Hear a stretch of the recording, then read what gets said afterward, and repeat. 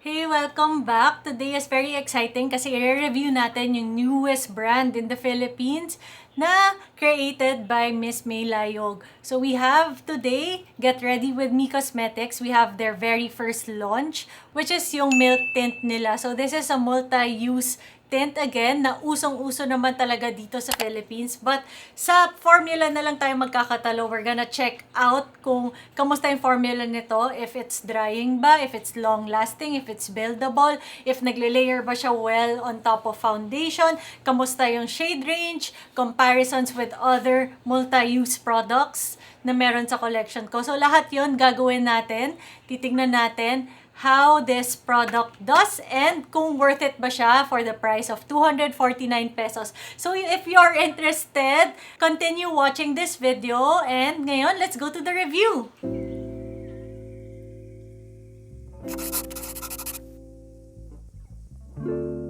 Okay, so I received the PR package. It comes in this box. I think binibenta din nila to sa Lazada and sa Shopee. And then, when you open it, meron kang ganito. It has swatch stickers inside. Yun yung ginamit ko sa swatches ko. You're gonna see later. And then, meron din itong envelope na to which has stickers inside plus best before stickers also. And then, ito na siya. Ayan na silang lahat. It has all 6 shades. And what I like about this, sinabi din ni May Layog to dun sa kanyang video, is that you can remove this box para pwede nyo siya i-reuse as storage for whatever you need to store. Quickly, papakita ko lang din sa inyo yung stickers na kasama niya. Ginamit ko na kasi so kulang na and nakagupit na siya in half. Pero ayan, super cute. Siyempre, about dun sa product launch nila, yun yung design ng stickers. So, yan. So, kung mahilig kayo mag-journaling, mga ganyan, if you're starting to do that, katulad ko, I'm starting to do that para hindi ako windang sa mga kailangan gawin, you can use these stickers din if you choose to buy the PR kit from them. Pero I think sold out na eh. Maraming mga shades sold out na. Pero sure naman yun, magre-restock din sila. Kaya helpful pa rin tong video na to, di ba? So ngayon, punta na tayo sa packaging. Pakita ko lang quickly yung box. It comes in this matte box. Nandun lahat ng details na kailangan mo. And then, merong picture nung mismong product. Like an animation of what the product looks like inside. And yon glossy finish siya. It adds a little high-end quality to it. And then, inside, we can see the product itself. Ang ganda din niya kasi squeezy tube siya. So, alam mong mafe-finish mo talaga lahat ng product. Pwede mo gupitin. And then, it has this clear cap and clear spout. Also, each of the tubes, they come in their corresponding color. So, hindi kayo malilito if kailangan nyo gumamit ng specific color. Madali siyang mahanap, madali siyang gamitin.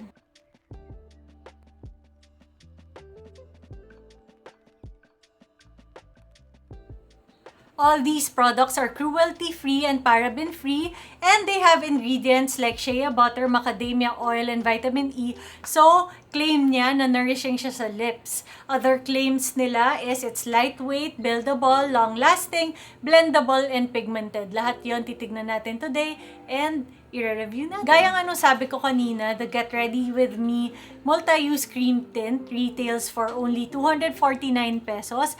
And initial reaction ko sa kanya, it has a very good formula. Uunahin ko na yung mga thoughts ko dito sa product na to before we proceed to the swatches and comparisons. Kasi, syempre, kailangan malaman nyo muna if what you're gonna buy is a good buy. I've actually played around with this one last night and then ngayon, in-apply ko ulit siya. So, I have medyo good thought na about this product.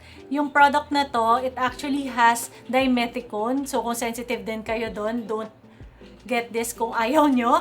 And then, meron din siyang fragrance. Yung fragrance naman niya, super light lang. And sweet lang yung amoy, ganun lang siya. Kung naaalala niyo yung mga stationery nung bata tayo, yung mga Sanrio, yung mga ganung type, medyo ganun yung amoy niya. So may nostalgic feel din siya for me, which I like. Pagdating naman sa pigmentation niya, super pigmented nito. Kaya remember to use just a little amount. You need very little amount to get the pigmentation you want. For the lips, hindi siya transfer proof sa una, gaya nga nung sabi ni May sa video niya. Pero once it sets, it becomes practically transfer-proof or sobrang konti lang nung natatransfer. You don't need a lot of layers to get the pigmentation pagdating sa lips. And it's not drying, which I like. Kasi most of the tints, yung mga nagsistain na tints, yung problem ko with them is, yun nga, ang drying niya sa lips. Nag-apply ako ng ilang beses, parang 12 times ko to na-apply kasi may inulit pa ako. Pero, I don't feel like my lips are naghihingalo na. Okay pa rin siya. It looks good pa rin. Pagdating naman siya shade range, I like it. It has the versatility that you would need for wearable shades. So, tandaan nyo, all of these are very, very wearable. Kaya, good talaga. Pero, it has different undertones. It has different feels. Kaya, maganda yung versatility niya for me. So, overall, my thoughts on this, $249 is a very low and good price for what you're getting. It has 8 grams, ang dami niyang product inside. Packaging-wise, walang masasayang na product. Squeezy tube siya, so very controlled nyo yung ilalabas na product. Maganda din yung dispenser niya kasi hindi siya parang, yung biglang ang daming lumalabas, and hindi rin siya yung, alam niyo yung mga products na pag stinor nyo, parang, may lumalabas na product and then once pag open nyo, biglang lalabas lahat ng liquid. Hindi siya ganon. It stops the product very well. And nasa control nyo talaga kung gano'n nyo siya isi-squeeze. Be careful lang kasi minsan, di ba, pag may air na naiipon, bigla siyang gaganon. Tapos syempre, ang daming lalabas sa product. And gaya nga nung sabi ko kanina, you don't need much for this one. Kaya matagal itong maglala sa inyo. And lastly, before we proceed to the swatches and comparisons, gusto ko lang sabihin na all these are made in the Philippines. Pati yung box, yung packaging, everything. So, that's good. Ibig sabihin, nabawasan din yung, yung transport fees, yung mga ganyan. Kaya, nababa ni May ng ganito kababa yung price. Yay!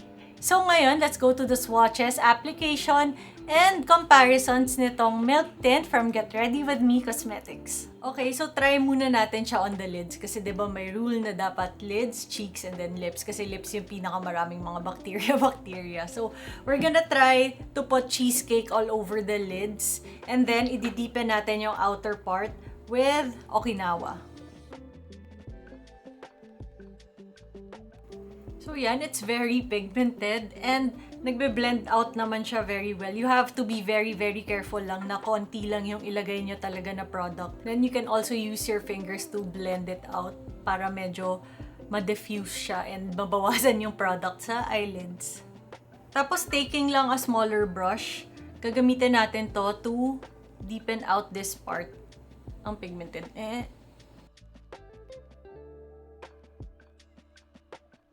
So yan, ganyan yung itsura niya. It's very nice. Nagda-dry down naman siya to a matte finish, pero I think magka-crease pa rin to pag hindi natin sinet, so we need to set it. I'm gonna be using the Sunset Dream palette also para lang i-blend out medyo yung sides, yung transitions, gawin nating mas more perfected. Mas more diffused pa. Tapos, isa-set na rin natin yung lids. And, iniisip ko maglalagay ako ng konting highlight sa center ng lids para fun. Yan. So, ito na yung eyes. Finish off ko na lang siya off-cam. Basically, nilagyan ko siya ng wing. Nagkaroon ng highlight in the inner corners. I curled my lashes and mascara. Tapos, yun na yun. That's the look for the eyes. Ang ganda, diba? Ang ganda. Ganda. Maganda yung liquid eyeshadow multi-use product na to, yung Get Ready With Me Milk Tint. Maganda siya on the eyes. Maganda yung color selection niya. It's very flattering kahit gamitin mo siya sa eyes. Just remember to set it para mas ma-prolong natin siya, mas long-lasting yung product na to sa eyes, especially if you have oily lids. Now, try na natin siya i-apply sa cheeks natin. I'm using the cheesecake shade for my cheeks. Hindi na ako mag-re-apply and then tanggal, re-apply, tanggal. Kasi kawawa naman yung cheeks ko. Kasi this product, gusto ko lang sabihin sa inyo, I've tried it yesterday and meron siyang parang stain or tint na nililieve. That's why medyo naisip ko na wag na natin i-reapply and iswatch sa cheeks kasi kawawa naman yung face ko mamaya. Ano na mangyari sa kanya after nito. Pero ngayon, I wanted to apply it over foundation. I'm using a mix of Essie & Co. Active Skin Tint and the Happy Skin na Cooling Serum Foundation. Tingnan natin if it layers well. Kasi sure na ako na it layers well. Syempre, pagka bare skin ka lang, maganda talaga siya kasi I think this is made more for that.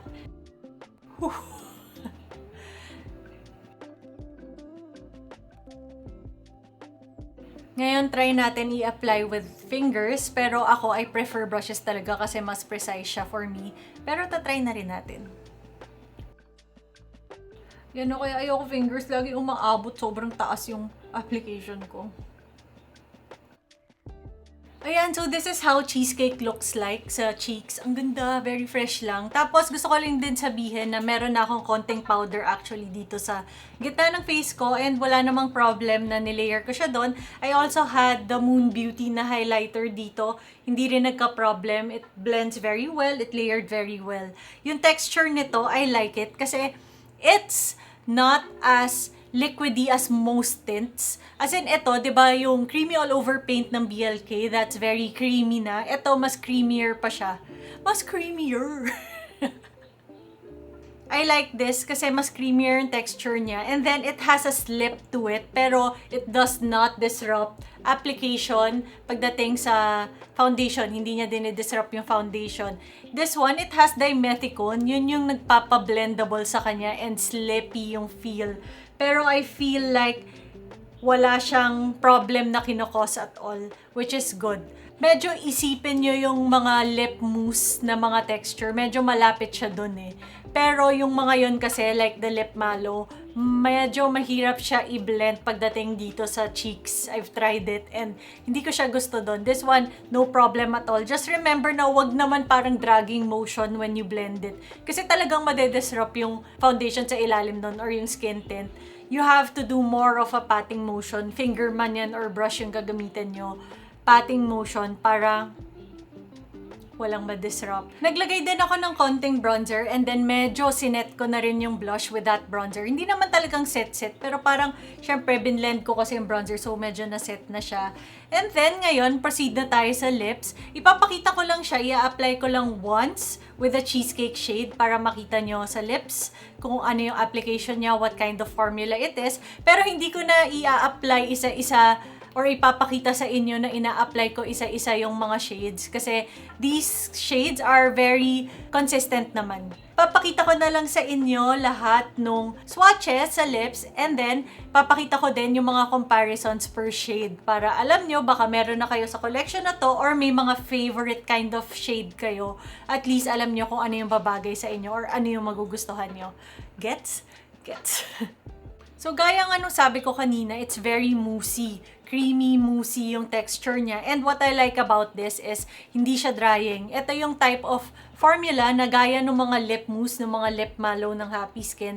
Kung may mga chapped areas ka, parang mas fina-flatten niya, ginagawa niyang mattified, ginagawa niyang parang powder, parang blurred out, perfected. Ganun yung itsura niya. And number one talaga na gusto ko, it's not drying. Kasi most tints, yung problema ko with them, sobrang drying niya. And eto, hindi siya mahirap i-apply. Kasi yung mga liquidy, yung sobrang liquid, usually napupunta sa ngipin ko pag ina-apply ko, ang hirap. So, yun. Like it.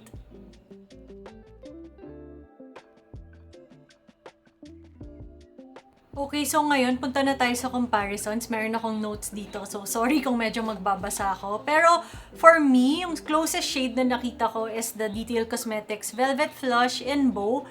Pero, hindi pa rin siya exact dupe. Wala akong nakita na parang parehas na shade. Kasi yung Bow has more parang purple to it, while yung Cheesecake, meron siyang mas brown aspect. So, yun. Yun yung pagkakaiba nila. And this one, syempre, mas lighter yung kulay niya. Mas parang pinkish brown. And yun na. Wala akong nakitang parehas talaga eh. So, Bow is the best dupe, but it's not actually a dupe.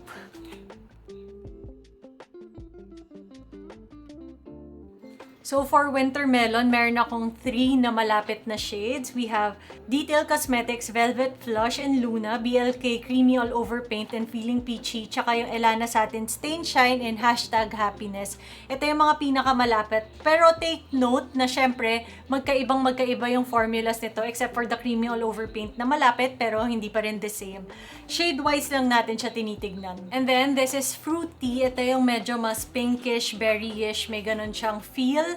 I like it also. Medyo bright lang. So, kung hindi kayo masyadong mahilig sa mga bright colors, baka hindi ito yung para sa inyo. And then, for yung mga comparisons natin, for the dupes, yung closest na nakita ko is yung Velvet Flush in Milky, pati yung Creamy All Over Paint na Wondermelon. Yung Wondermelon is very, very close to this one. Again, yung formulation lang mas creamier and mas pigmented si Get Ready With Me.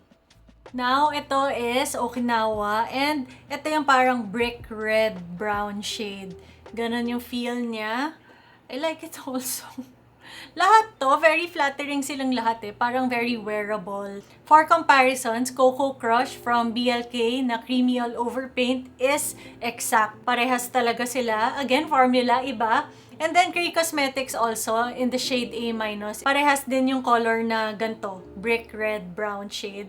This is 100% sugar. Ito yung mga parang bow, parang moon, yung ganun na feel, yung mga bestsellers na medyo mauvey, medyo deep siya, may brown, ganun siya. Gaya nga nung sabi ko kanina, it's very close to moon. And yun din yung pinakamalapit na shade sa kanya, but moon is super less pigmented, mas sheer yung application niya. Well, kasi 'di ba mas yung nasa compact siya, mas fingers yung ginagamit, hindi siya full on liquid pigment talaga. So yun yung difference nila, but similar talaga sila, especially pag sheared out, you can see here.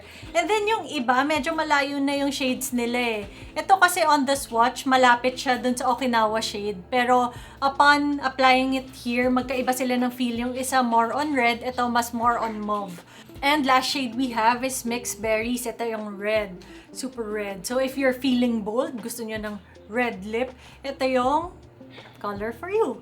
As for the comparisons, wala kasi ako masyadong red na ganito na multi-purpose product except for the Grey Cosmetics one na binigay ko na, so hindi ko na siya ma-compare for you guys. Pero flash ko na lang din, ito yung mga pinakamalapit na nakita ko, but wala talagang dupe na malapit na malapit. So we have Max and Very Berry. Ito yung mga pinaka-red sa mga collections na meron ako. Pero yun nga, ang layo na niya, so it's not a dupe talaga. And yun, those are the swatches and the comparisons nitong Milk Tint from Get Ready With Me Cosmetics. Nasabi ko na yung mga thoughts ko sa start ng video na to. So yun na yung overall review ko and swatches comparisons of this new release from Get Ready With Me Cosmetics, which is yung Milk Tint. Congratulations kay May on Get Ready With Me Cosmetics, and congratulations din sa launch na to. Alam ko you sold out a lot of the shades already, and sana mag-restock kayo for more people to try this product kasi it's a very good product talaga. High-end quality for lower price. So, if you're still here and if you're still watching the video, I would like to thank you. Ibig sabihin, you enjoyed it and you found it informative, di ba? Tama ba? Kaya, if you're here and you haven't subscribed yet, please do subscribe and follow me on all my social media channels na rin para updated kayo. And leave a comment down below, like it, and yun lang. I hope you enjoyed this video. I'll see you next time. Bye!